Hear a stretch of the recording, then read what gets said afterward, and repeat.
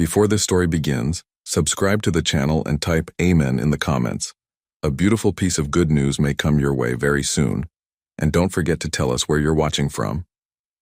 The scorching July afternoon cast dancing heat waves across the cracked asphalt of Maple Street, where 7-year-old Charlotte sat exhausted against the weathered brick wall of Murphy's abandoned grocery store. Her thin arms wrapped protectively around 3-year-old twin sisters, Mia and Zoe, both crying softly from hunger and the oppressive heat that seemed to radiate from every surface around them. The girls' worn clothes clung to their small bodies with perspiration, and Charlotte's blonde hair hung in damp strands around her flushed face, evidence of their long journey through the sweltering city streets. Charlotte shifted uncomfortably on the scorching sidewalk, trying to shield the twins from the harsh sun with her own small body, while battling her own exhaustion and growing desperation.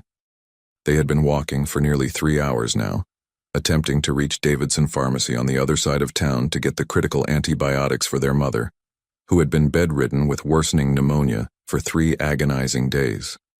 The prescription slip was folded carefully in Charlotte's pocket, along with the $17.34 she had painstakingly collected from searching couch cushions, empty jars, her ceramic piggy bank, and even checking under car seats for forgotten change.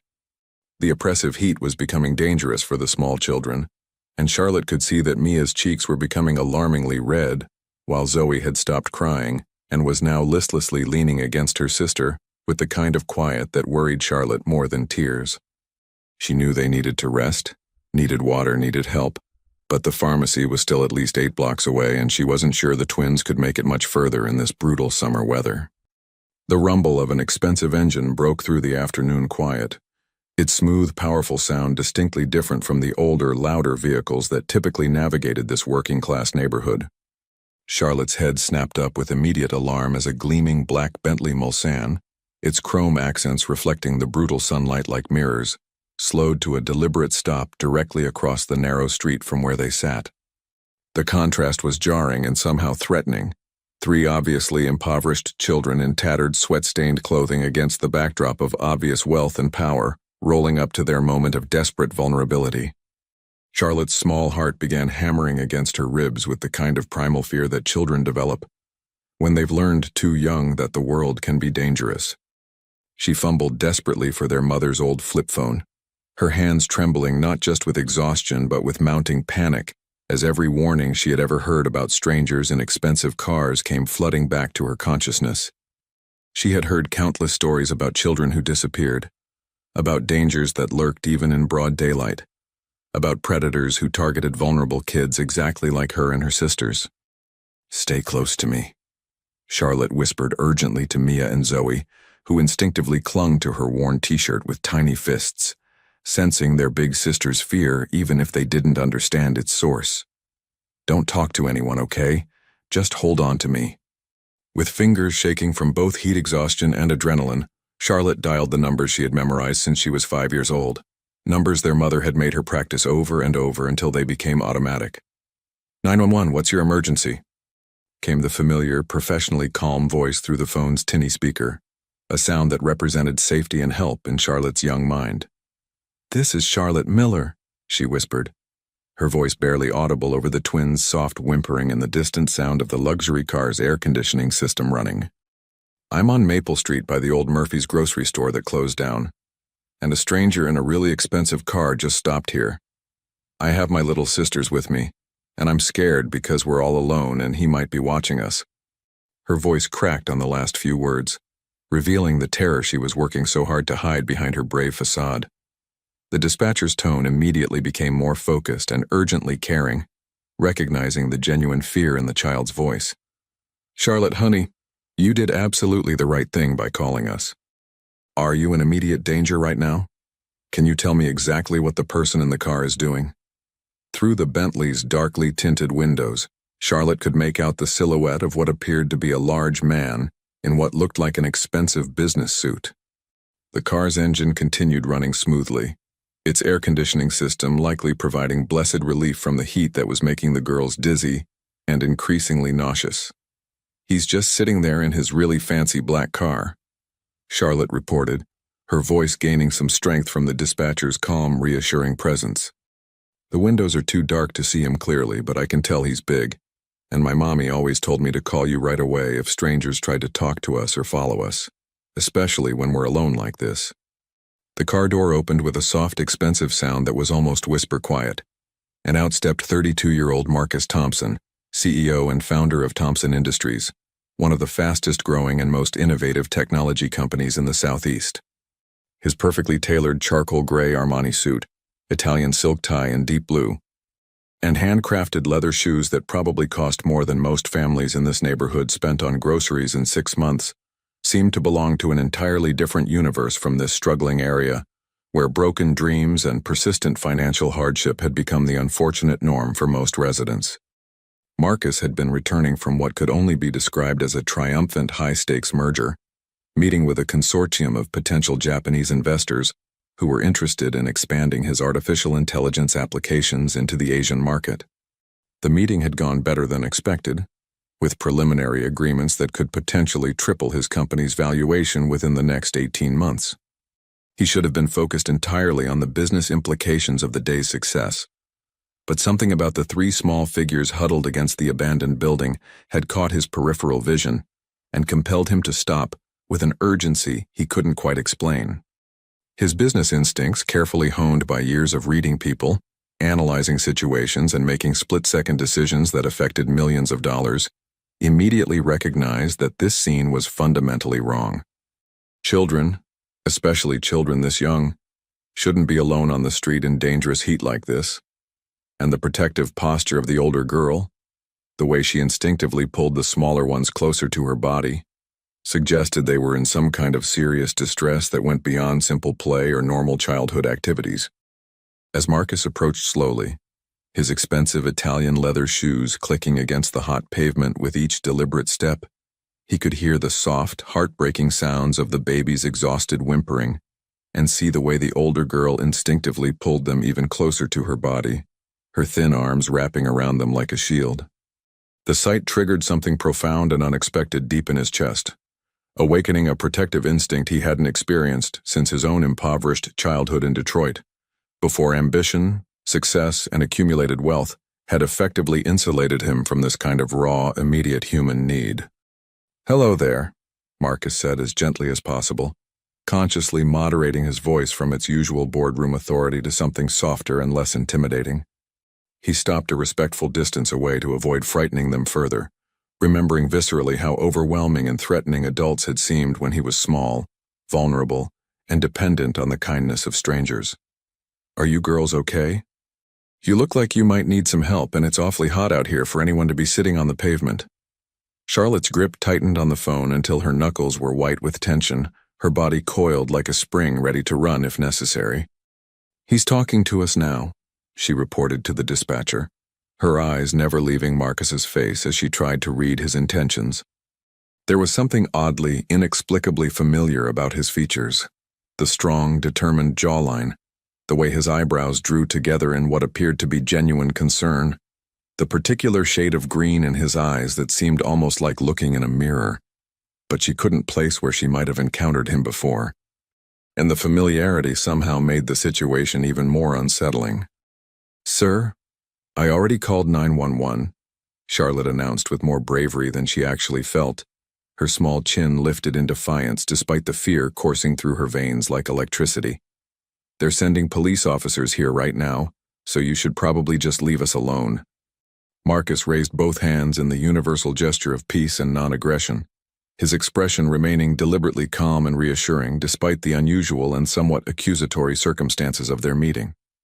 "That's very smart of you," he said, genuine admiration evident in his voice as he recognized the intelligence and protective instincts this young girl was displaying. "You're being an excellent big sister, protecting them like that. I want you to know that I'm not here to hurt anyone or cause any trouble.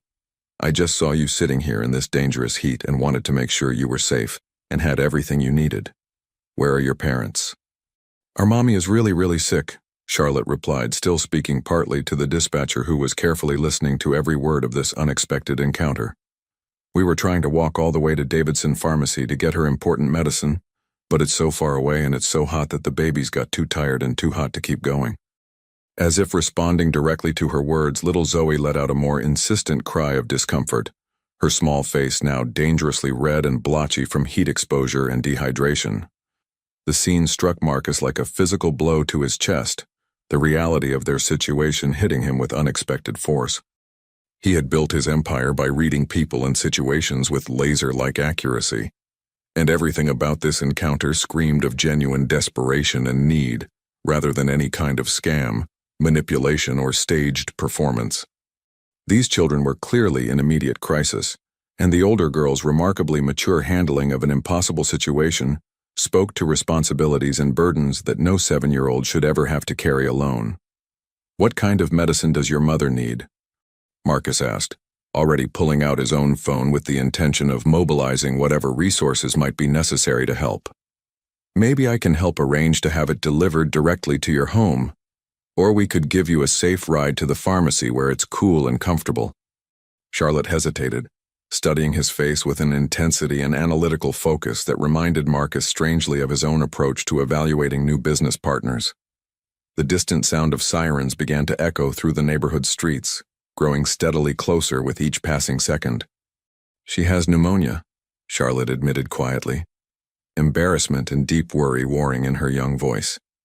"The doctor at the free clinic said she needs antibiotics really, really bad, but they're expensive," Marcus finished gently, understanding the complete situation immediately from his own childhood experiences. His early years had been filled with remarkably similar moments, watching his own single mother forced to choose between essential medications and groceries, between heating bills and doctor visits, between immediate survival needs and long-term health care. "What's your mother's name, sweetheart?" Marcus asked, his voice carrying the kind of genuine care that couldn't be faked. "Sarah Miller," Charlotte replied automatically, then quickly added with renewed caution as her training kicked back in, "But I still don't know if I should be telling you all this personal stuff. Mommy always says never to give strangers our real information." The patrol car rounded the corner just then, its red and blue lights flashing but siren mercifully quiet to avoid creating additional chaos and stress in an already tense situation. Marcus immediately stepped back even further, raising his hands higher in a gesture of complete non-aggression, as Officer Patricia Rodriguez approached with the measured caution and professional alertness of someone who had seen too many situations escalate unexpectedly and dangerously. "Everything all right here?" Officer Rodriguez asked, her experienced hand resting casually but purposefully on her radio as she quickly assessed the scene with trained eyes. Her gaze took in the expensive car, the obviously wealthy businessman, and the 3 clearly distressed children, immediately recognizing the potential for multiple different scenarios ranging from innocent help to something more sinister. "This gentleman stopped his car and said he wanted to help us," Charlotte explained, her voice gaining noticeable strength and confidence now that official help had arrived on the scene. "We were trying to get medicine for our mommy who's really sick, but it's too far to walk in this heat." Marcus reached slowly and deliberately into his jacket pocket, making sure his movements were completely visible and non-threatening, and withdrew his business card, extending it to Officer Rodriguez with careful, measured motions. "Marcus Thompson, Thompson Industries. I was driving by when I noticed these children appeared to be in distress from the heat. I offered to help them obtain their mother's medication safely." Officer Rodriguez examined the embossed business card carefully, recognition flickering in her experienced eyes as she processed the information. Thompson Industries was not only a major employer in the region, providing hundreds of well-paying jobs, but Marcus Thompson's extensive philanthropic efforts were regularly featured in local media coverage. Scholarship funds for underprivileged students, substantial donations to children's hospitals, and numerous community development projects that had revitalized several struggling neighborhoods. "These your daughters, Mr. Thompson?" Officer Rodriguez asked directly, watching his facial expression carefully for any signs of deception, discomfort, or suspicious behavior that might indicate a problematic situation.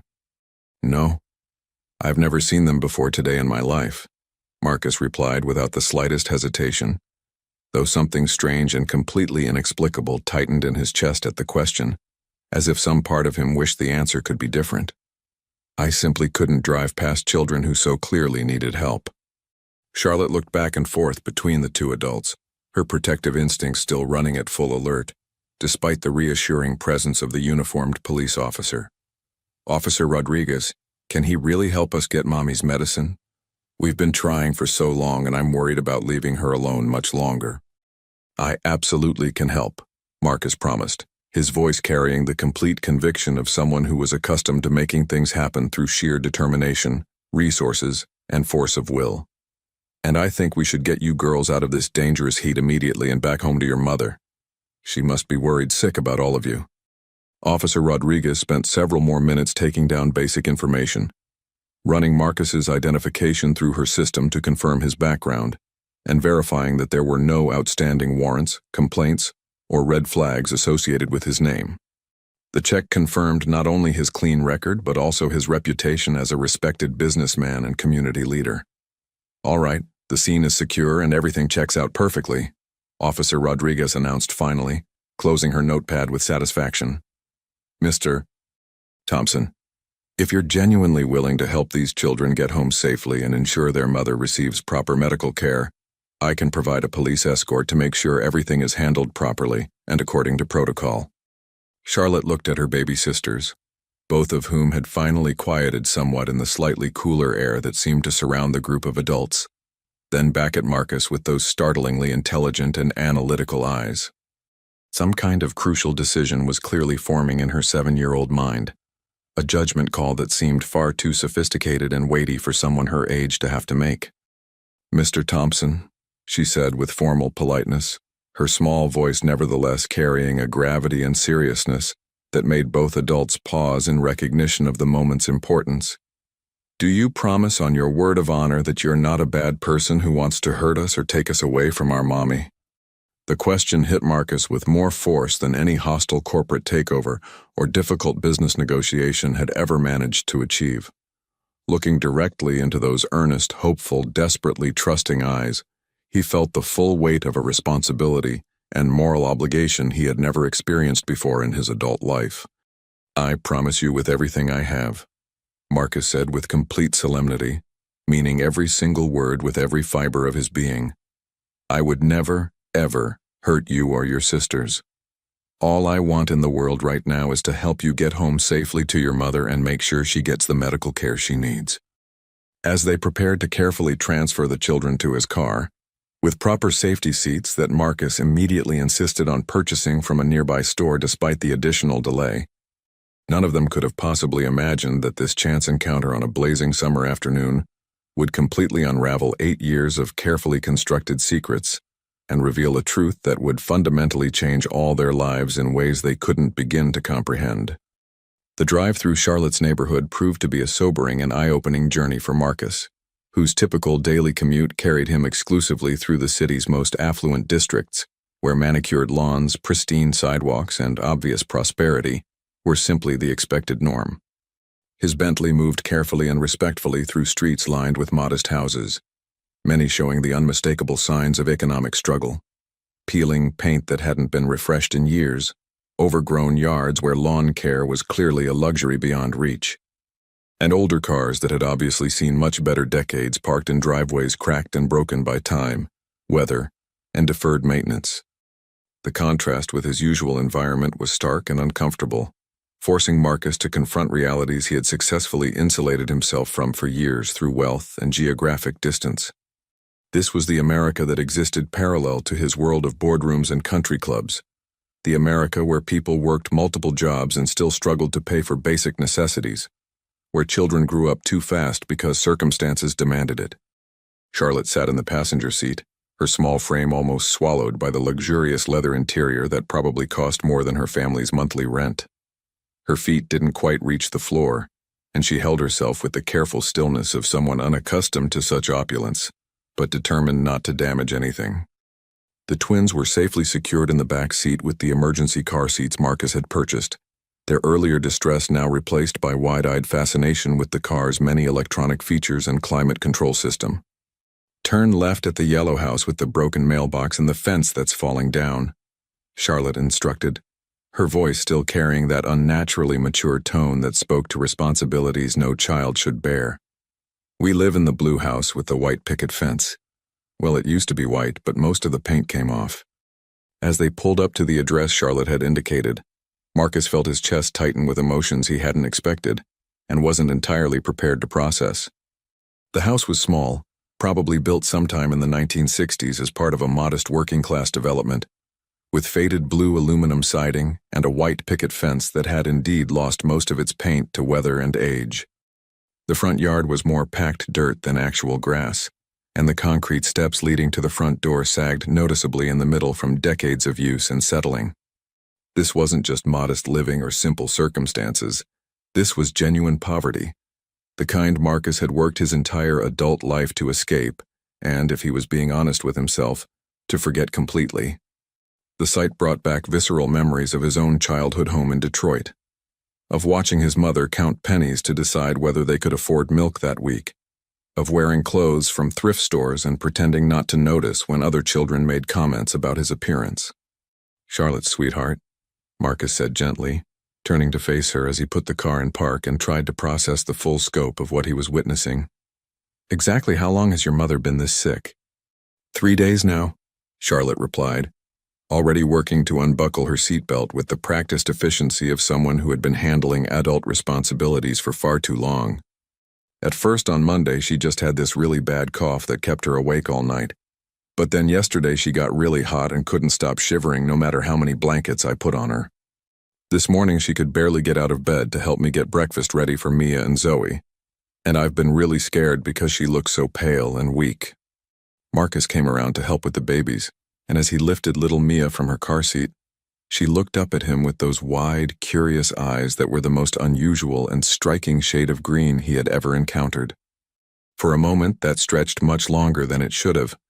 Marcus experienced the strangest sensation of recognition, as if he was looking into a mirror that somehow reflected back his own childhood features. The feeling was so unexpectedly strong and disorienting that it made him slightly dizzy and confused. "Let's get your mommy the medicine she needs," Marcus said, his voice rougher and more emotional than he had intended as he tried to shake off the peculiar moment of familiarity that seemed to have no logical explanation. The front door was unlocked, which immediately triggered every security instinct Marcus had developed over years of living in a world where privacy and protection were paramount concerns. But Charlotte explained matter-of-factly, with the kind of resigned acceptance that broke his heart, that they had never owned anything valuable enough to worry about theft, and besides, locks could be expensive to repair if they broke. The interior of the small house was a masterclass in making do with very little while maintaining dignity and love. The furniture was clearly second-hand, probably purchased from thrift stores or garage sales, but it was meticulously clean and carefully maintained. Children's artwork was taped to walls that desperately needed fresh paint, creating a gallery of creativity that spoke to a mother who encouraged her daughter's imagination despite their limited resources. Toys were few but organized with obvious care in a corner of the living room, and everything had been arranged to maximize the small space's functionality. Despite the obvious poverty, there were unmistakable signs of love, attention, and family warmth throughout the modest space.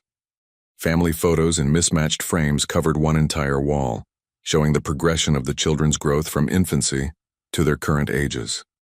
The photos revealed birthday parties that had clearly been crafted with creativity and love, rather than purchased with money, homemade decorations, simple cakes that were obviously baked at home, and the kind of genuine joy that money couldn't buy.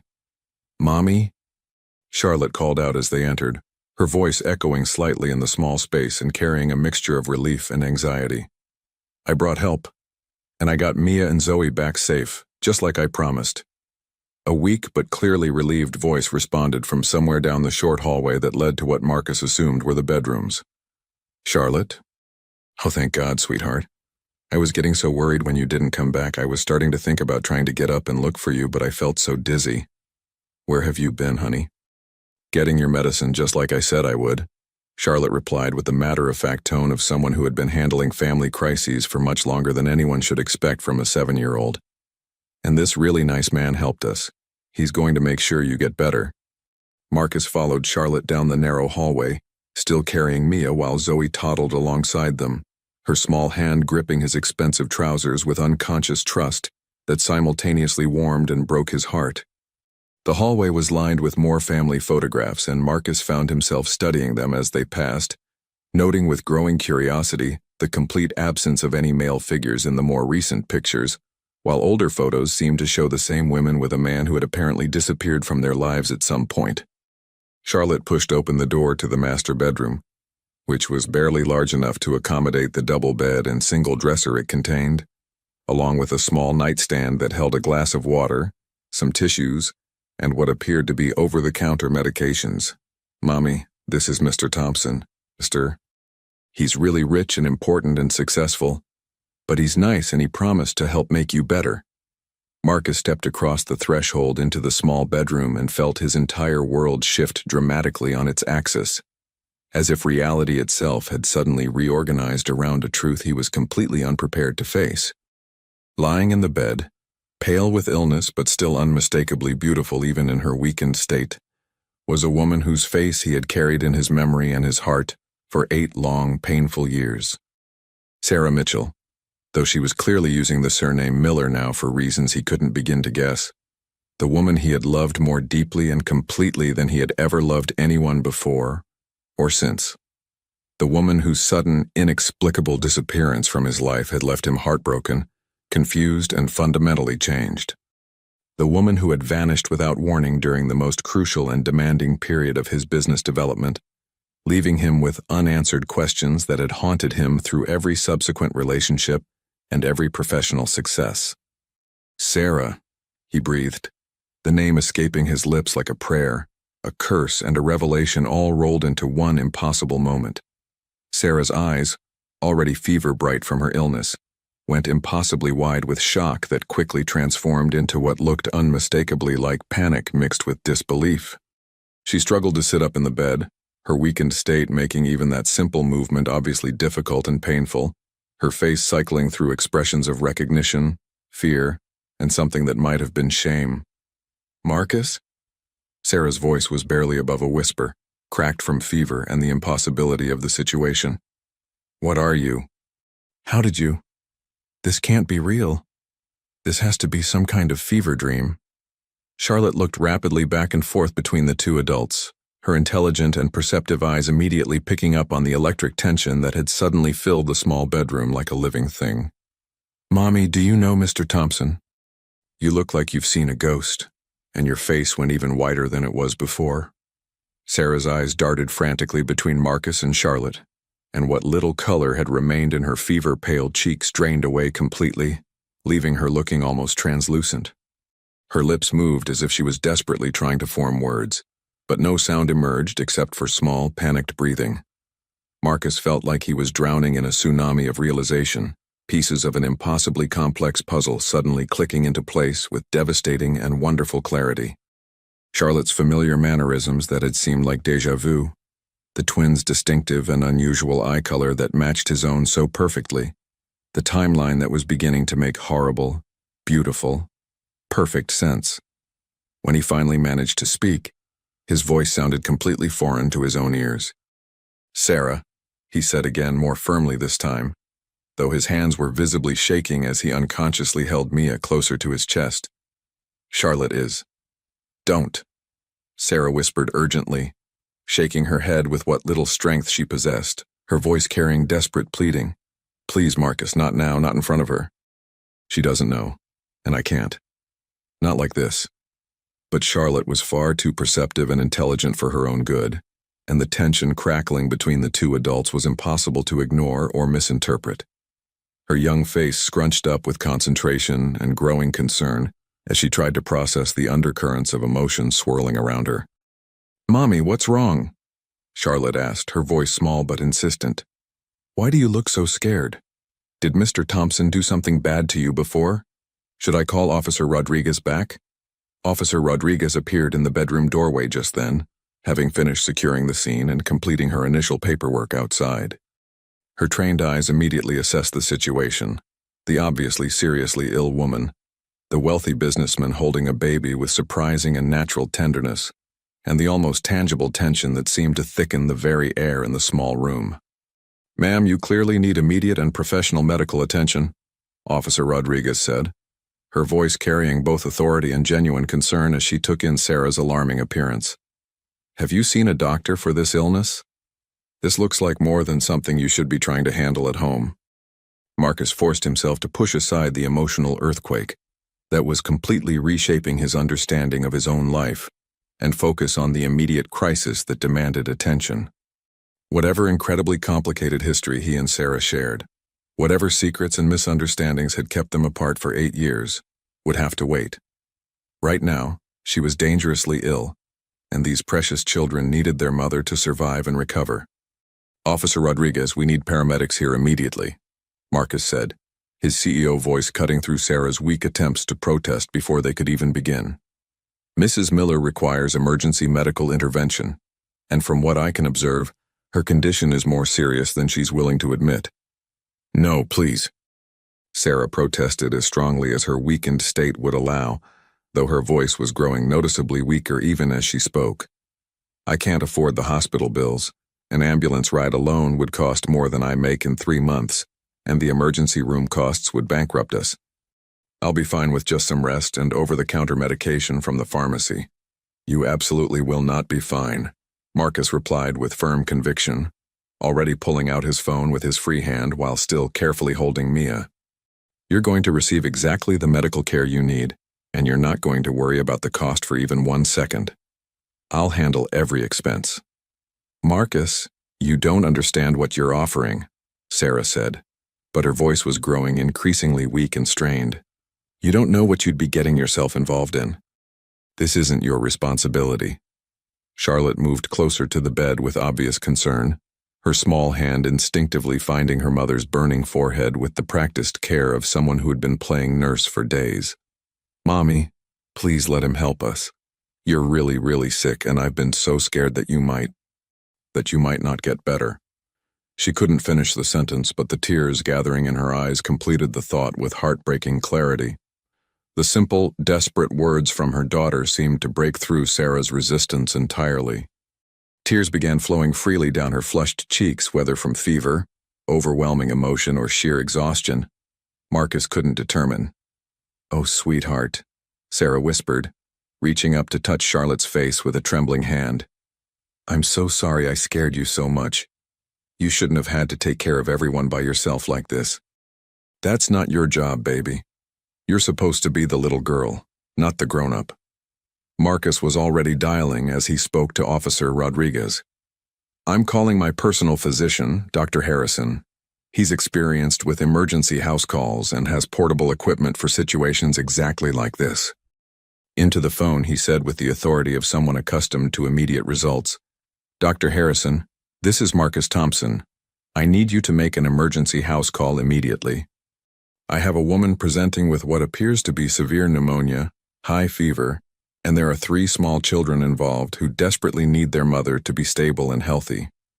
As Marcus gave the address and described Sarah's symptoms in careful detail, he found himself studying Charlotte's face with new understanding and growing amazement. Now that he knew to look for the similarities, the resemblances were not just unmistakable, but overwhelming and beautiful. She had his stubborn chin, his analytical way of processing complex information, and most remarkably, that particular expression he recognized from his own childhood photographs. The look of someone forced to grow up far too quickly, by circumstances completely beyond their control. Dr. Harrison, well accustomed to Marcus's urgent requests and generously compensated for his flexibility and discretion, arrived within 30 minutes with a comprehensive medical bag and portable equipment that effectively transformed the small bedroom into a temporary but well-equipped treatment facility. After conducting a thorough examination that confirmed Marcus's worst fears about Sarah's condition, his diagnosis was swift, professional, and deeply alarming.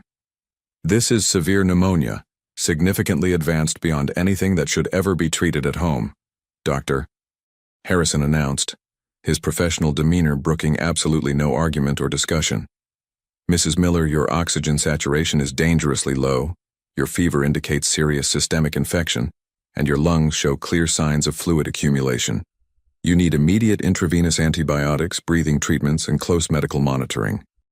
If proper treatment had been delayed even another 12 hours, This could very easily have become life-threatening. As doctor, Harrison began efficiently setting up IV equipment and preparing the various medications Sarah would need. Marcus found himself alone with Charlotte in the small living room, while Officer Rodriguez completed her final report, and the twins napped peacefully on a soft blanket that had been spread carefully on the worn carpet. "Charlotte," Marcus said with deliberate care, settling onto the second-hand couch beside her while trying to process the monumental revelations of the day, "I need to ask you something very important. When exactly is your birthday?" "December 15th, Charlotte replied without any hesitation, swinging her small legs that didn't quite reach the floor from the adult-sized couch. "I'll be 8 pretty soon. Mommy always makes me a really special cake every year, even when we don't have much money for other things, and she lets me pick what kind of decorations we use."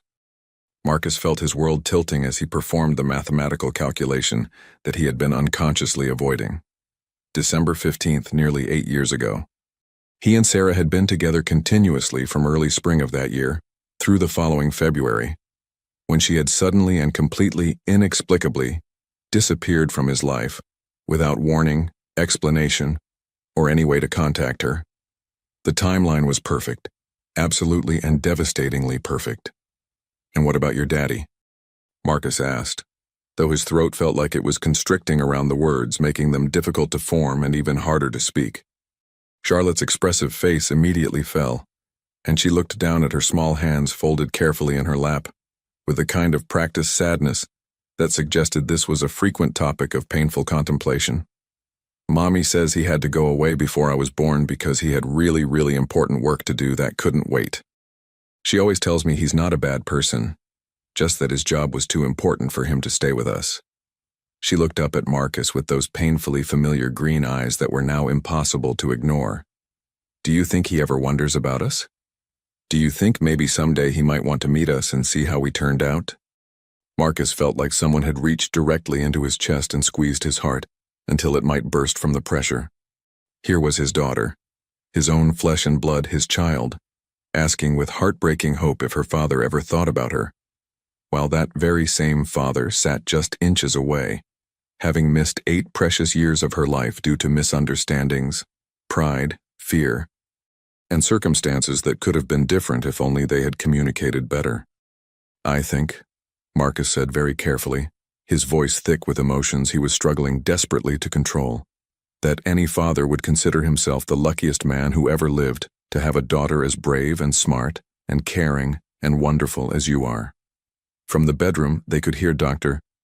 Harrison explaining to Sarah in professional but gentle terms that she would need several days of intensive treatment and complete bed rest to recover fully from her illness. "The children will need consistent care and supervision while you're recovering," the doctor was saying. "Is there family who can help with their needs, or should we arrange for temporary professional childcare services?" Charlotte's small hand slipped into Marcus's much larger one with unconscious trust and affection that made his heart race with unexpected joy. "Mr. Thompson, what's going to happen to us while Mommy gets better? We don't have any grandparents or aunts or uncles nearby, and I don't know how to take care of Mia and Zoe all by myself for that many days."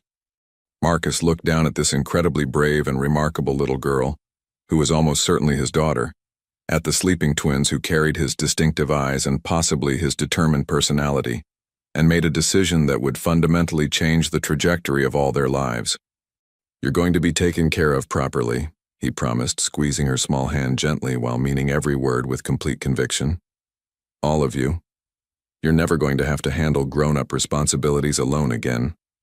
But first, he and Sarah were going to have the conversation that was 8 years overdue, and he suspected it would prove to be the most important and life-changing discussion of his entire existence.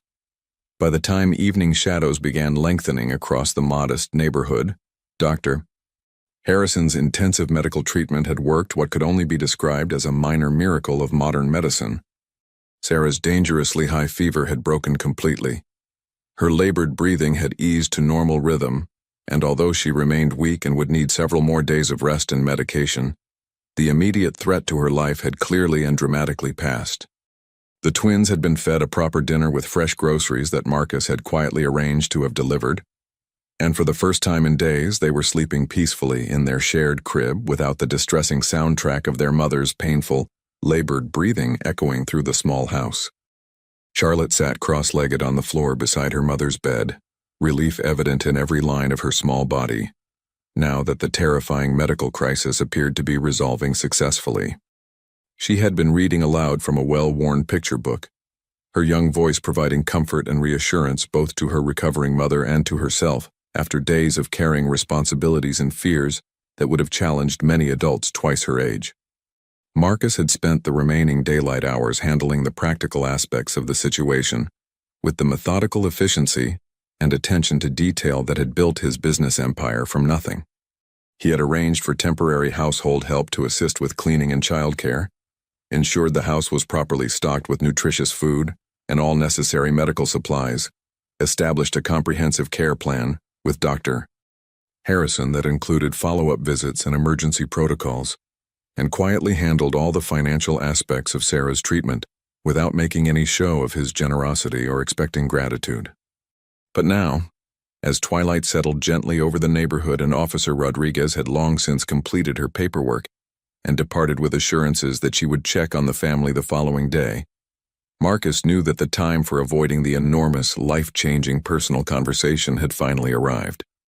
The weight of 8 years of misunderstandings, missed opportunities, lost time, and life-altering secrets hung in the air between him and Sarah like a physical presence that could no longer be ignored. "Charlotte, sweetheart," Sarah said softly to her daughter, her voice still weak but notably stronger than it had been just hours earlier.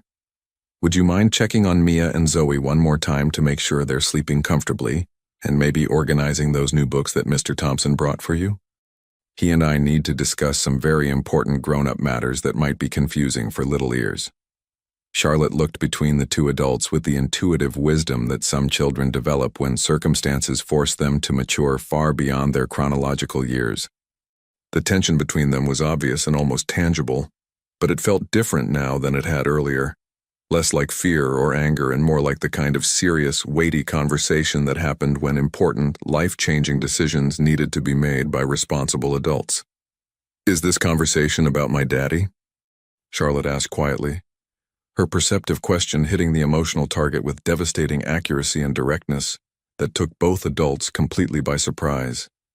Sarah's breath caught audibly in her throat, and Marcus felt that familiar tightening in his chest that seemed to occur every time Charlotte mentioned her absent father.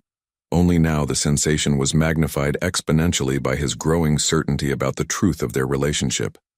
"It's about some very complicated things that happened before you were born," Sarah replied carefully, choosing each word with obvious deliberation and concern. "But Charlotte, no matter what we discuss tonight, no matter what we decide or what changes might happen, I want you to understand completely that you and your sisters are the most precious, important, and beloved things in my entire world, and that will never, ever change." After Charlotte reluctantly left the room, closing the door behind her with the careful consideration of a child who understood the gravity and importance of adult conversations, Sarah and Marcus sat in heavy, emotionally charged silence for several long minutes. The small bedroom felt even smaller and more intimate with the weight of unspoken truths, years of separation, and the life-changing revelations that hung between them like storm clouds ready to break. Finally, Sarah spoke first, her voice barely above a whisper but carrying the weight of years of regret and carefully guarded secrets. "I know what you're thinking, Marcus. I can see it written all over your face, the way you've been looking at Charlotte, the way you held Mia like she belonged in your arms. You've figured it out, haven't you?" "Have I?" Marcus replied, his own voice strained with the enormous effort of controlling emotions that threatened to completely overwhelm him. "Because what I think I've figured out is that I've missed 8 precious years of my daughter's life. I think I've realized that you disappeared from my life without any explanation and allowed me to believe that our relationship, our love, our future together simply wasn't important enough to you to work through whatever problems we were having. I think I've discovered that while I was single-mindedly building a business empire and accumulating wealth, my own children were living in poverty just 20 minutes from my downtown office, struggling to survive while I had no idea they even existed." Sarah closed her eyes tightly, fresh tears leaking from the corners despite her obvious exhaustion and the emotional toll of the day's revelations. It's not that simple, Marcus. It was never that simple. And it wasn't a decision I made lightly or without agonizing about it every single day for 8 years. Then help me understand, Marcus said, leaning forward in the small chair beside her bed, his voice carrying both desperation and determination. Explain to me how you could make the decision to keep this monumental secret from me. Help me comprehend how you thought I wouldn't want to know about the existence of my own children, how you convinced yourself that I would be better off never knowing I was a father. Sarah was quiet for a long moment, gathering not just her physical strength but the emotional courage necessary to revisit and explain decisions she had questioned, regretted, and justified to herself countless times over the years. When she finally began to speak, her voice carried the weight of years of pain, regret, and desperate rationalization. When I first discovered I was pregnant with Charlotte, it was in February, and we had just finished having that terrible relationship-defining fight about your work schedule and your priorities, she began, her words careful and measured as she tried to accurately recreate the emotional landscape of 8 years ago. You were working 18-hour days consistently, traveling constantly for business development meetings, and when I tried to talk seriously about our future together, about maybe finding some balance so we could build a real life as a couple, you said very clearly that your company had to come first for at least the next 5 to 7 years, if you wanted to achieve the level of success you were aiming for. Marcus remembered that argument with painful, vivid clarity. The mounting pressure from investors who were questioning his commitment, the impossible demands of trying to establish his business in an incredibly competitive market, the crushing weight of expectations and financial obligations that had made every personal relationship feel like a luxury he couldn't afford. But Sarah, discovering that you were pregnant, learning that we were going to have a baby together, that would have changed every single calculation, every priority, every decision I was making. My own child would have instantly become more important than any business deal or financial goal. Would it have, though?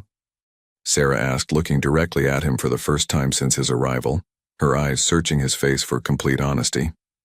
Because just 3 days after I found out I was pregnant, when I was nervous but excited about sharing the news with you, I came to your office specifically to tell you about the baby. I had rehearsed what I was going to say, I had imagined how we would figure out our future together, and I was genuinely hopeful about how you would react. Marcus felt a cold sense of dread beginning to form in his stomach as he realized where this story was heading. Sarah, what happened at my office happened at...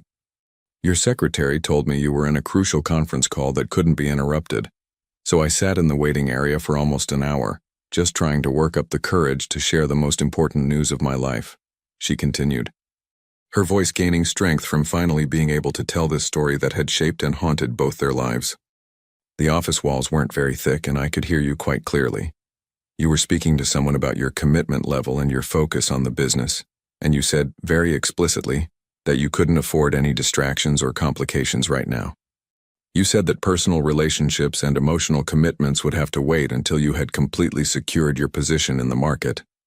The memory hit Marcus like a devastating physical blow as the conference call came flooding back to him with perfect, horrible clarity. He had been speaking to a particularly demanding potential investor who had been questioning whether Marcus was serious enough and focused enough to merit a significant financial investment. Someone who had specifically expressed concerns about young entrepreneurs getting distracted by personal relationships at crucial developmental stages.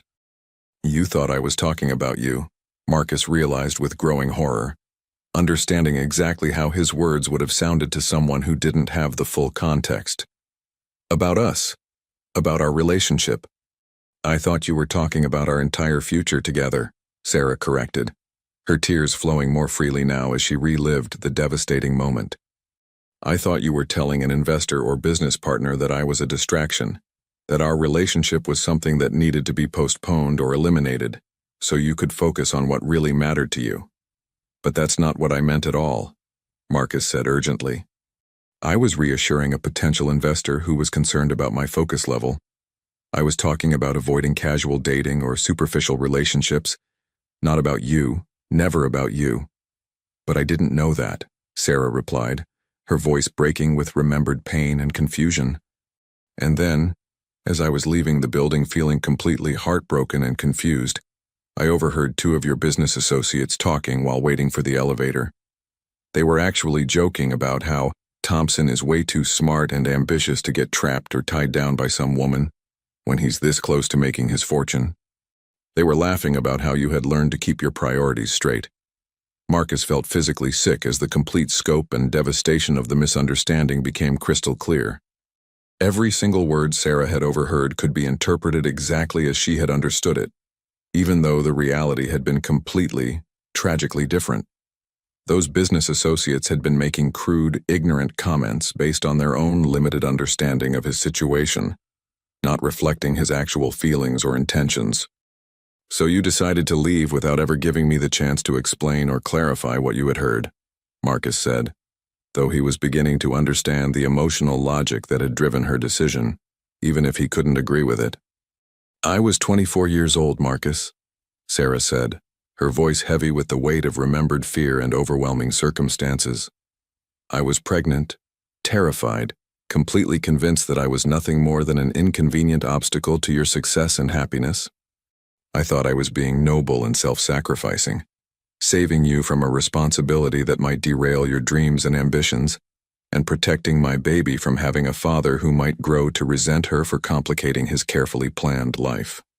Our baby, Marcus corrected with firm conviction, his voice rough with emotion. Charlotte was our baby, and the decision about how to handle the pregnancy should have been ours to make together, as partners and as people who loved each other. Sarah nodded slowly, acknowledging the fundamental truth of his words while still trying to help him understand the mindset that had driven her choices. And when I was 6 months pregnant and found out I was actually carrying twins as well, the situation became even more overwhelming and impossible. 3 babies, Marcus. I was working 2 part-time jobs as a waitress, living in a tiny studio apartment that barely had room for me, let alone 3 children, and I was absolutely terrified of the magnitude of what I had committed myself to handle alone. Marcus ran both hands through his hair in frustration and disbelief, trying to process the full magnitude of what had been lost to misunderstanding, poor communication, and tragic timing. Why didn't you contact me when they were born? Why didn't you reach out when you were struggling financially, when you needed help, when Charlotte started asking questions about her father? Did you really believe that I would turn my back on my own children if I knew they existed? By that time, Thompson Industries was already taking off dramatically, Sarah admitted, shame and regret coloring her voice. You were being featured in business magazines, giving interviews about innovative technology applications, being recognized as one of the most promising young entrepreneurs in the region. Meanwhile, I was barely making ends meet, buying diapers with coupon savings and discount store specials, choosing between paying for heat or groceries some months. She paused, struggling with the emotional weight of her memories. I felt completely ashamed of where I had ended up compared to where you were heading. You had become this powerful, accomplished, successful man who was changing entire industries. And I was just a struggling single mother who could barely afford to keep the lights on. I convinced myself that your life was better without the complications and responsibilities that we represented. That wasn't your decision to make unilaterally, Marcus said, though his anger was increasingly tempered by his growing understanding of how isolated, overwhelmed, and impossible her situation must have felt. I know that now, Sarah whispered, her voice filled with years of accumulated regret. Especially these last few years watching Charlotte ask increasingly sophisticated questions about her father, seeing how incredibly hard she tries to take care of all of us because she feels responsible for our welfare. She's so much like you, Marcus, brilliant and determined and completely devoted to protecting and providing for the people she loves. Sometimes it breaks my heart to watch her carrying burdens and responsibilities that should never belong to a 7-year-old child.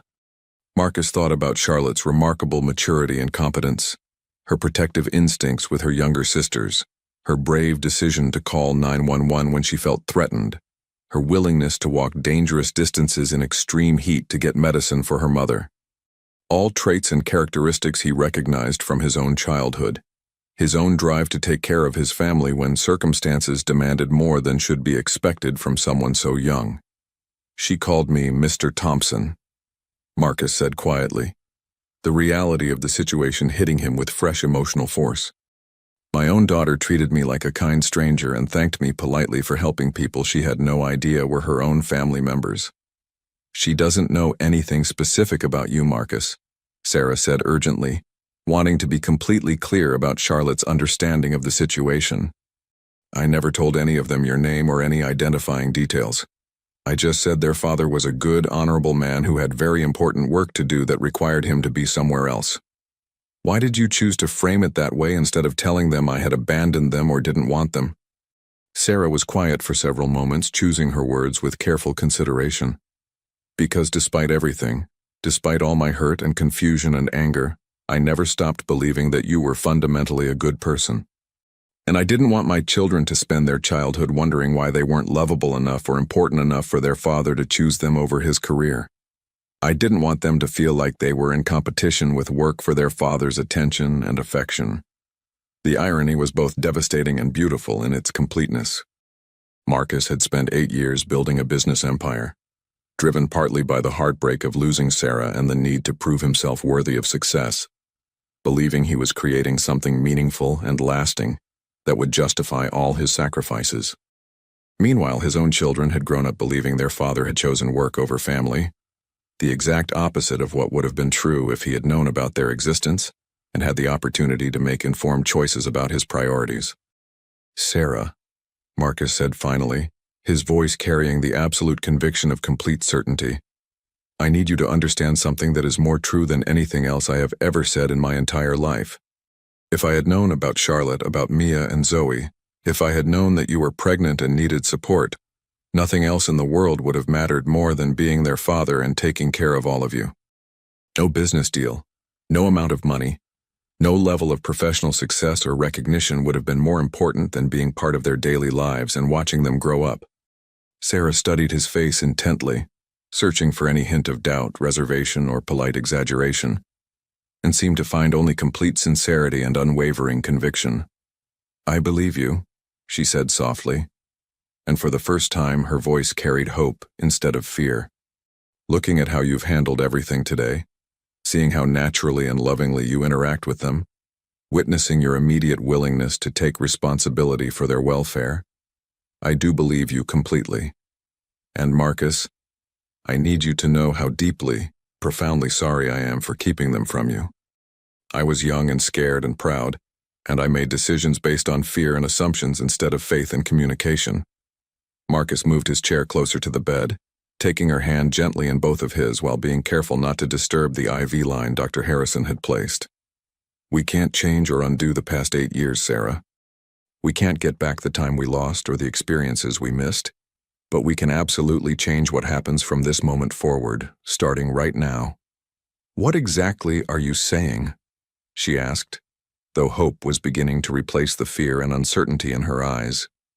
I'm saying that I want to be their father in every way that matters and in every way that's possible, Marcus replied with complete determination.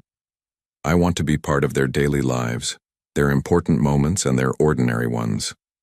I want to help Charlotte with homework and teach the twins to ride bicycles and be there for bedtime stories and morning pancakes and everything else I've already missed. He paused, studying her face carefully. And Sarah, if you'll allow me, if you're willing to trust me and give us another chance, I want to be part of your life again, too. I never stopped loving you. I spent 8 years trying to convince myself that you were gone forever, trying to move on and build a life without you. But seeing you today, being reminded of who we were together and who we could be again, I never got over you. Sarah's eyes filled with tears that looked completely different from any she had shed earlier in the day. These seemed like tears of possibility, hope, and cautious joy rather than pain and regret. The twins, Marcus, she said, her voice trembling with emotion. You need to understand and accept that Mia and Zoe are your daughters too. All 3 of them are yours, completely and forever. Marcus felt his understanding of his own identity and purpose expand in the most wonderful and overwhelming way imaginable. 3 daughters, he said with wonder and pure joy evident in his voice. I have 3 beautiful, amazing daughters. From the living room, they could hear Charlotte's sweet voice softly singing a gentle lullaby to her sisters. her young voice filled with the kind of pure, protective love that had somehow held this small, struggling family together through years of hardship, uncertainty, and hope deferred but never abandoned. "Tomorrow," Marcus said, squeezing Sarah's hand with gentle but firm conviction, "we start building the life and the family we should have had all along. All of us, together, as it was always meant to be." But as the evening settled peacefully around them and the house grew quiet with the secure, restful sleep of children who finally felt completely safe and loved, Marcus couldn't shake the feeling that while they had solved the mystery of the past and opened the door to a beautiful future, the real challenge would be learning how to trust in the possibility of lasting happiness when none of them had ever experienced it before.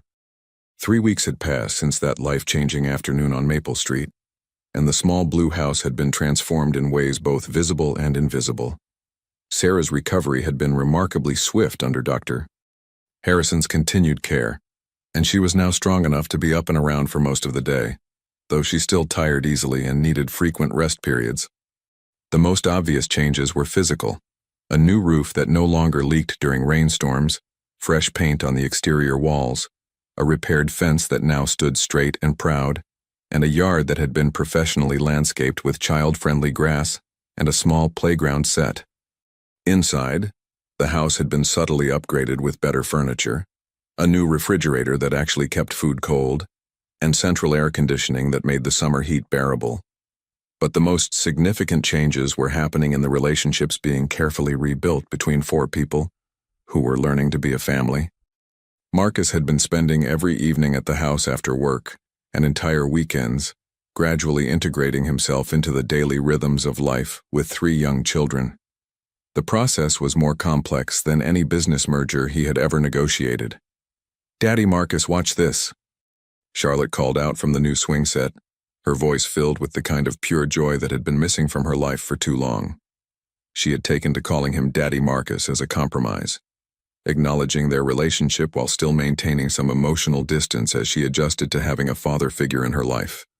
Marcus looked up from where he was sitting on the back steps, helping 3-year-old Zoe color in a new coloring book. "I'm watching, sweetheart. Show me what you can do." Charlotte pumped her legs harder, swinging higher than the safety-conscious part of Marcus was entirely comfortable with, but he was learning to let her test her own limits. "Look how high I can go. I bet I could swing right over the top if I tried hard enough." "Let's maybe not test that theory just yet," Marcus called back, trying to strike the balance between supportive and protective that he was still learning to navigate. 3 weeks of fatherhood had taught him that parenting involved a constant tension between wanting to shield his children from all possible harm and recognizing that they needed room to grow and explore. Sarah appeared in the back doorway, carrying a tray with lemonade and sandwiches, moving with the careful pace of someone still regaining their full strength. "Lunchtime, everyone. Charlotte, come down from there before you give your father a heart attack." The word father still sent a small thrill through Marcus every time Sarah said it naturally, without the careful consideration that had marked their conversations in the early days of this new arrangement. They were all learning to be comfortable with the reality of their situation, but some moments still felt fragile, as if the wrong word or gesture might shatter the carefully constructed peace they were building. "Mia's napping?" Marcus asked as Sarah settled beside him on the steps, noting that only 3-year-old Zoe was with them in the backyard. "Finally went down about 20 minutes ago," Sarah replied, accepting the glass of lemonade he offered her. "She's been fighting her afternoon nap all week. I think she's afraid she'll miss something important if she sleeps." Marcus smiled at the description, recognizing his own tendency to resist rest when interesting things were happening. "She definitely has the Thompson drive to be involved in everything. Yesterday, she insisted on helping me review quarterly reports because she saw Charlotte doing homework and wanted to do important work too." "Speaking of important work," Sarah said, her tone becoming more serious, "we need to talk about some practical matters. Legal things that we've been avoiding but can't put off much longer." Marcus felt a familiar tightness in his chest. Over the past 3 weeks, they had been operating in a kind of bubble, focusing on the immediate needs of family integration and avoiding the more complex legal and social implications of their situation. But Sarah was right. There were official matters that needed to be addressed. The birth certificates. Marcus said, understanding immediately. Among other things, Sarah nodded. Charlotte and the twins have no legal father listed. If we're going to make this official, if you want full parental rights and responsibilities, there are steps we need to take. Charlotte had finished swinging and was now sitting cross-legged in the grass, making a daisy chain with the focused concentration she brought to all her projects. Zoe had abandoned her coloring book and was attempting to catch butterflies that kept eluding her small hands. I want that, Marcus said without hesitation. I want to be their legal father in every way possible. But Sarah, what does that mean for us, for our relationship? This was the question they had been dancing around for weeks. Marcus was spending most of his non-working hours at the house, had essentially moved his life around the needs of his newly discovered family, but his official status remained ambiguous. He was sleeping in his downtown penthouse apartment, while his heart and attention were entirely focused 20 minutes away in a modest neighborhood where his real life was happening. I don't know, Sarah admitted honestly.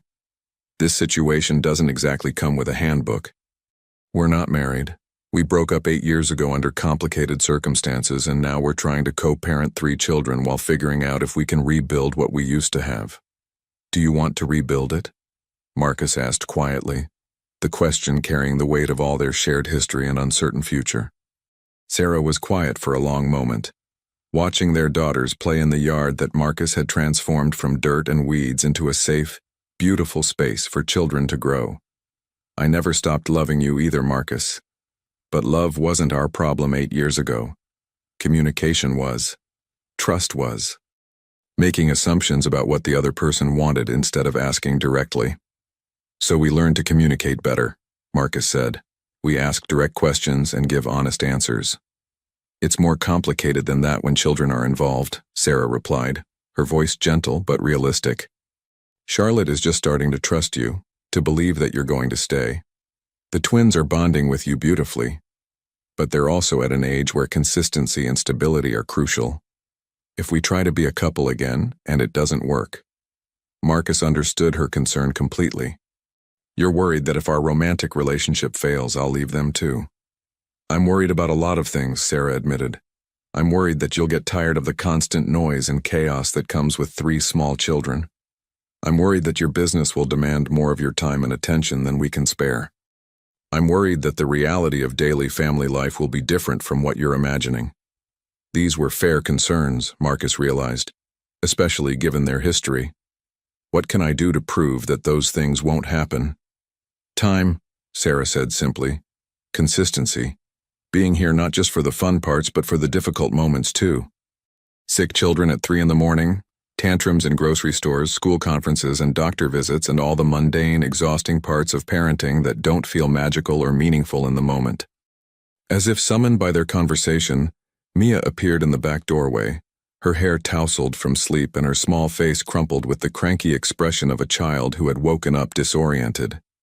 "Mama, I had a scary dream," she announced, her voice still thick with sleep. Sarah started to get up, but Marcus was already moving. "I'll get her," he said, scooping Mia into his arms with the practiced ease he had developed over the past 3 weeks. "What was scary in your dream, sweetheart?"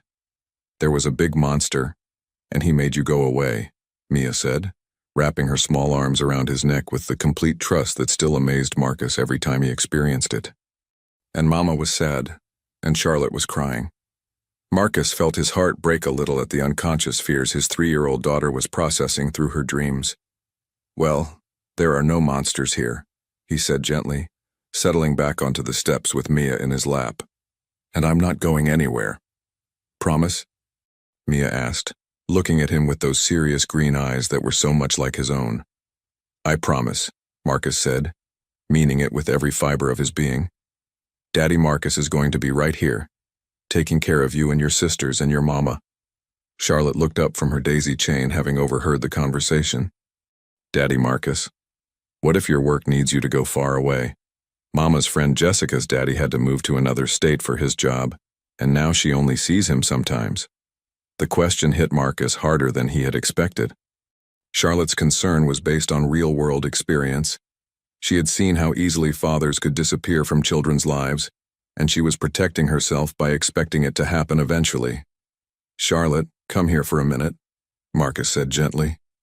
When she had settled beside him on the steps, he looked seriously at both her and Sarah. I want to tell you something important about my work and my priorities. When I was younger, before I knew about you girls, work was the most important thing in my life. I thought success meant building the biggest company and making the most money possible.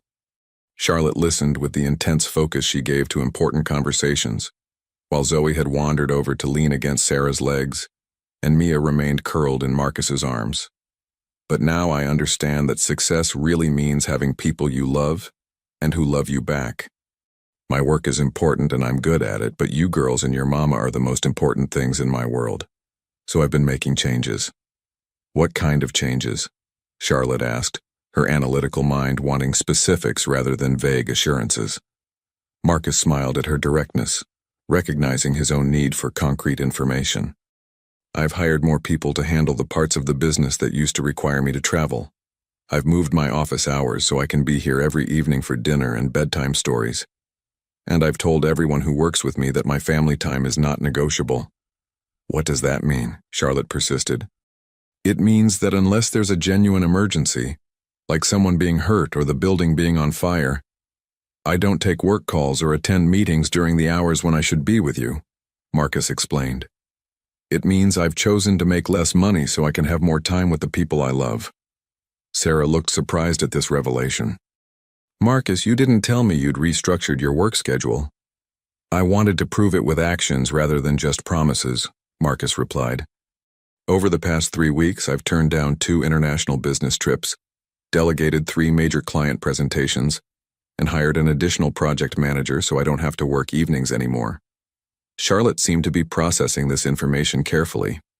So if I had a school play or something, you would come even if work wanted you to do something else? I would be in the front row, Marcus promised, with a camera and probably embarrassing you by cheering too loudly.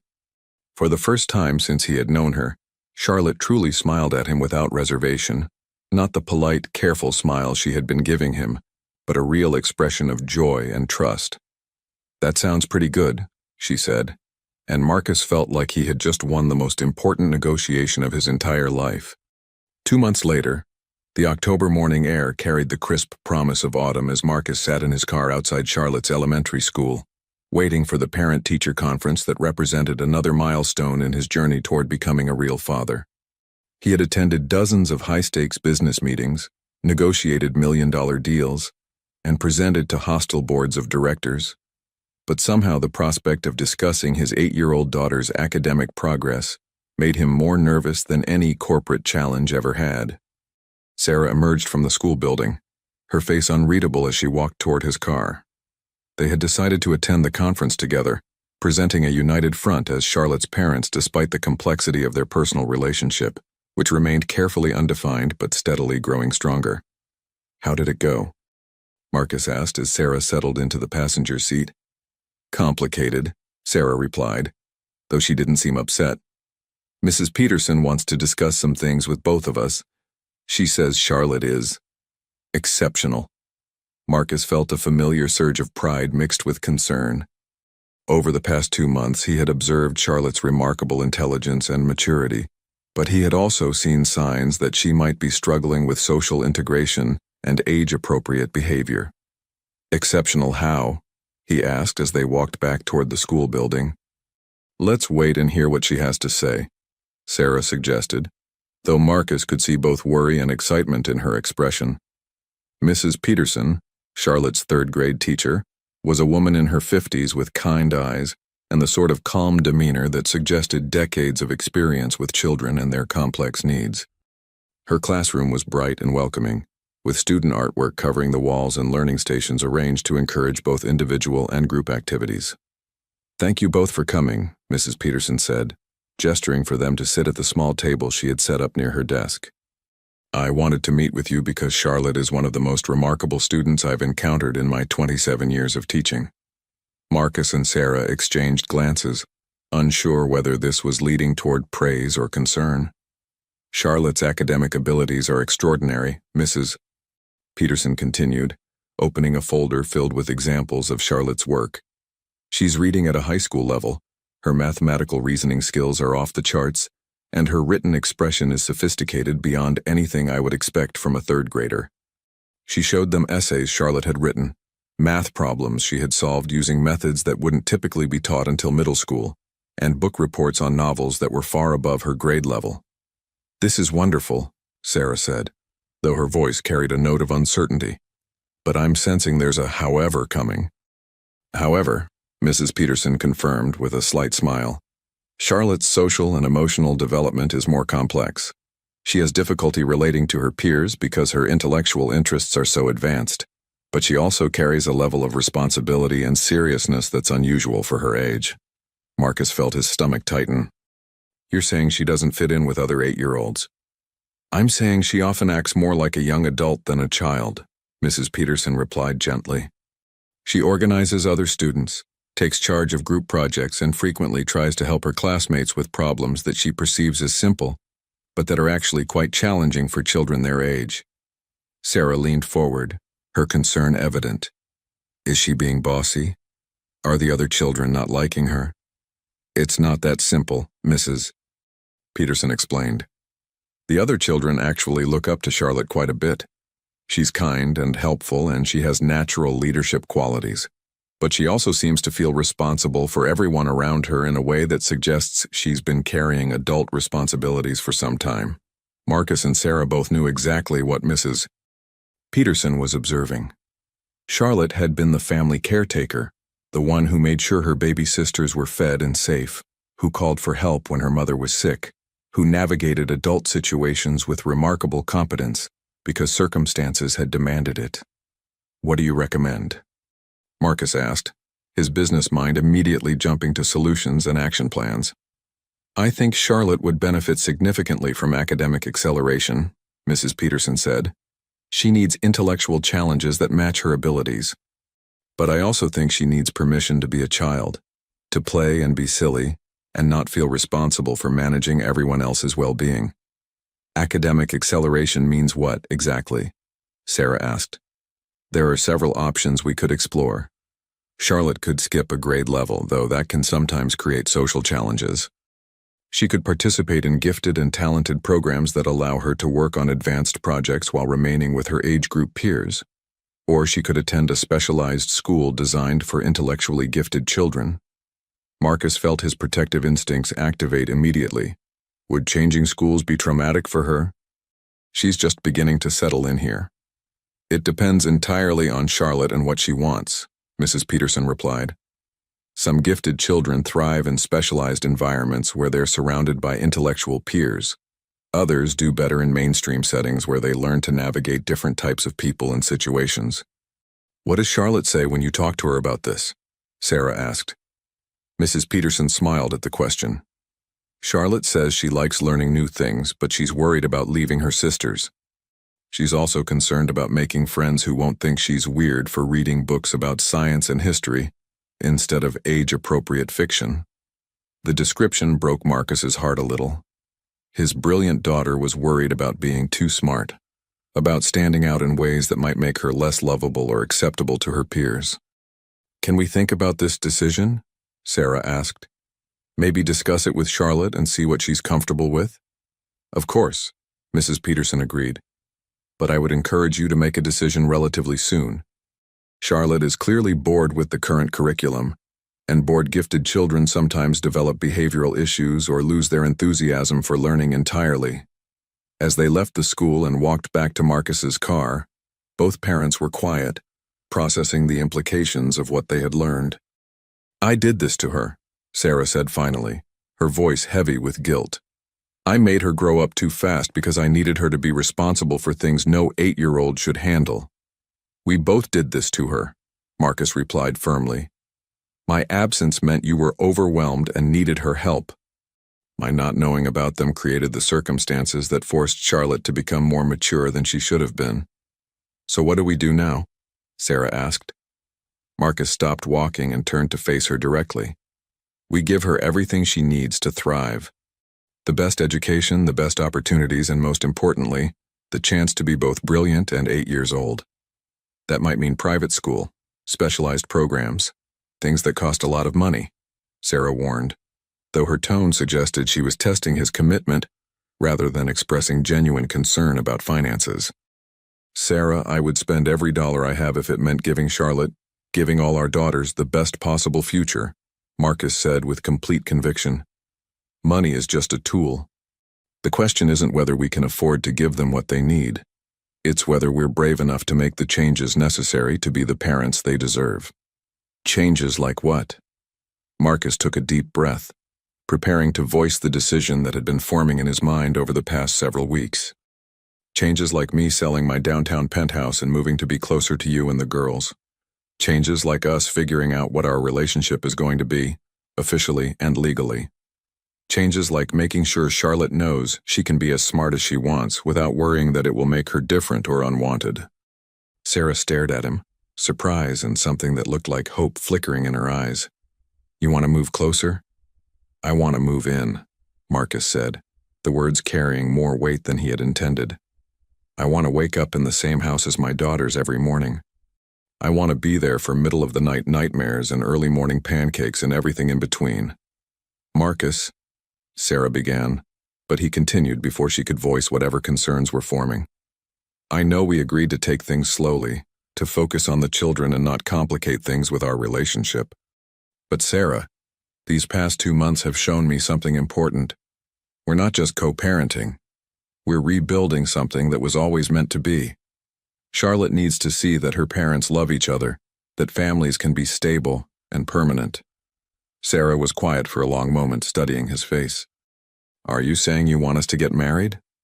The question hung in the air between them, loaded with 8 years of history, 2 months of careful reconstruction, and the future of 3 little girls who deserved all the love and stability their parents could provide.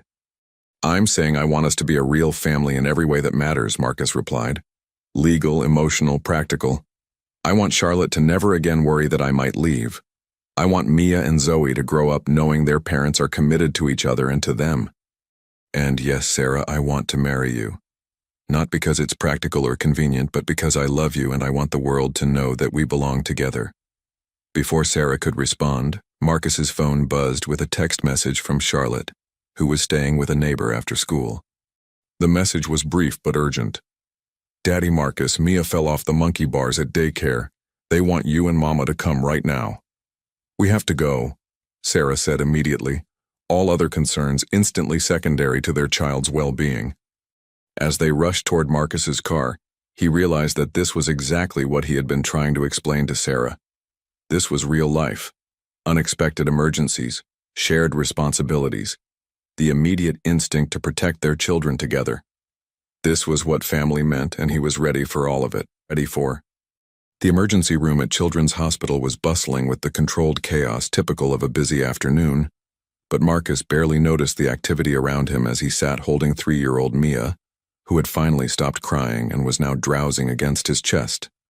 Her left arm was in a bright purple cast that extended from her wrist to just below her elbow. The result of what doctors had confirmed was a clean break from her fall off the daycare monkey bars. Sarah sat beside them, gently stroking Mia's hair while keeping a watchful eye on Zoe, who was playing quietly with a puzzle in the child-friendly corner of the waiting area. Charlotte stood near the large windows, her small face pressed against the glass as she watched ambulances arrive and depart, her expression thoughtful and slightly worried. "The doctor said she'll heal completely within 6 weeks," Marcus murmured to Sarah, speaking softly to avoid waking Mia. "No lasting damage, no complications expected." "I know," Sarah replied, though the tension hadn't entirely left her voice. "It's just hard seeing her hurt. She's never broken a bone before." Marcus shifted carefully, adjusting Mia's position without disturbing her rest. The daycare supervisor said she was trying to keep up with the bigger kids on equipment that was probably too advanced for her age group. Apparently she's been doing that a lot lately. "Trying to keep up," Sarah repeated, understanding the implication immediately. Like her big sister always had to do. It was true, and they both recognized it. Mia and Zoe had been unconsciously modeling Charlotte's premature maturity, attempting activities and behaviors that were beyond their developmental stage, because they were trying to match their sister's remarkable capabilities. Charlotte turned from the window and walked over to them, her expression serious. Is Mia going to be okay for our family meeting tonight? She asked, with the careful consideration she brought to all important matters. Marcus and Sarah exchanged glances. They had planned to discuss Mrs. Peterson's recommendations about Charlotte's education, along with the broader questions about their family structure that had been raised during their conversation outside the school. What kind of family meeting? Zoe asked, looking up from her puzzle with immediate interest. The kind where we talk about important things that affect all of us, Charlotte replied, settling cross-legged on the floor beside her twin sister. Like school and where we're going to live, and whether Daddy Marcus is going to be our real daddy officially. Marcus felt his heart skip at the casual way Charlotte had referred to him as their real daddy, as if the legal and emotional distinctions had already been resolved in her mind. Charlotte, Sarah said gently, how much have you been thinking about these things? A lot, Charlotte admitted with the honesty that Marcus had come to expect from her. I hear you and Daddy Marcus talking sometimes when you think I'm not listening. And I've been wondering about things like whether we're going to stay in our house or move somewhere bigger, and whether you and Daddy Marcus love each other the way parents usually do. The directness of the question caught both adults off guard, though they probably should have expected it from their perceptive daughter. What do you think about those possibilities? Marcus asked carefully, genuinely curious about Charlotte's perspective on the changes that might be coming to their family. Charlotte was quiet for a moment, organizing her thoughts with characteristic precision. I think it would be good if you lived with us all the time instead of just visiting. I think Mia and Zoe would like having you there when they wake up scared at night, and I think Mama's happier when you're around, even though she tries to hide it sometimes. Sarah felt heat rise in her cheeks at her daughter's astute observation. You think I'm happier? You smile more, Charlotte said simply. And you don't get that worried look when you're trying to figure out how to pay for things or fix things that are broken. Plus, you laugh at Daddy Marcus's jokes even when they're not very funny. Marcus made a sound of mock offense. Hey, my jokes are hilarious. They're dad jokes, Charlotte replied with the sort of gentle tolerance that suggested she actually enjoyed his humor. They're supposed to be kind of corny. Mia stirred in Marcus's arms, blinking sleepily as consciousness returned. Daddy, she said softly, the single word carrying complete trust and affection. My arm feels better now. That's because the medicine is helping, Marcus explained, kissing the top of her head, and because you're being very brave. Are we going home now? Mia asked, looking around the hospital waiting room with the disorientation of someone who had fallen asleep in one situation and awakened in another. Soon, Sarah promised. The doctors just want to make sure you understand how to take care of your cast. As if summoned by her words, Dr. Kim appeared with discharge papers and final instructions. After reviewing the care requirements for Mia's cast and scheduling a follow-up appointment, the family was finally able to leave the hospital as the evening sun painted the sky in shades of orange and pink. During the drive home, Marcus found himself thinking about the conversation with Charlotte, about her mature analysis of their family dynamics, and about the decision that had been crystallizing in his mind throughout the day's events. By the time they pulled into the driveway of the small blue house, he knew what needed to happen next. Actually, Marcus said as they prepared to go inside, I think we should have that family meeting tonight after all. There are some things I want to discuss with all of you. Once Mia was settled comfortably on the couch with her cast propped on pillows and Zoe was curled beside her sister, Marcus and Sarah sat facing their daughters in what had become their informal family conference arrangement. First, Marcus began, I want to talk about school choices for Charlotte. Mrs. Peterson thinks you might be happier and more challenged in a different kind of educational program. Charlotte listened intently as Marcus explained the various options, advanced programs, specialized schools, acceleration, and the benefits and challenges of each approach. What do you want to do? Sarah asked when Marcus had finished outlining the possibilities. Charlotte considered the question seriously. I want to learn more interesting things, she said finally, but I don't want to be so far away that I can't help take care of Mia and Zoe if they need me. Charlotte, Marcus said gently, it's wonderful that you love your sisters and want to help them, but taking care of them is Mama's job and my job, not yours. Your job is to be 8 years old and learn and play and discover what you're passionate about. But what if something happens and you need me to help? Charlotte asked, the worry evident in her young voice. Then we'll figure it out together, Sarah assured her. But sweetheart, you don't have to be responsible for everyone else's well-being. You get to just be a kid. Charlotte looked skeptical, as if the concept of not being responsible for others was foreign to her experience. Which brings me to the second thing I want to discuss, Marcus continued. I've made some decisions about our family that I hope you'll all be happy about. He reached into his jacket pocket and withdrew a small velvet box, setting it on the coffee table where all four of them could see it clearly. Sarah's breath caught audibly, while Charlotte's eyes went wide with understanding. Sarah Miller, Marcus said, his voice steady despite the magnitude of the moment. 8 years ago, we let fear and misunderstanding separate us. I don't want to waste another day wondering what our life could have been like if we had been braver and more honest with each other. He opened the box, revealing a ring that was elegant but not ostentatious, clearly expensive but chosen for beauty rather than display. I love you, and I love our daughters, and I want us to be a real family in every possible way. Will you marry me? Charlotte looked between her parents with barely contained excitement, while the twins watched with the fascination of children observing adult rituals they didn't quite understand but recognized as important. Sarah stared at the ring, then at Marcus's face, tears gathering in her eyes. Are you sure this is what you want? Marriage and family life and everything that comes with 3 young children? I've never been more sure of anything in my life, Marcus replied. I want school plays and soccer games and family vacations. I want to argue about bedtime routines and worry about teenage dating and help with homework every night. I want all of it, Sarah, the beautiful parts and the exhausting parts and everything in between. Say yes, Mama, Charlotte urged, unable to contain her enthusiasm any longer.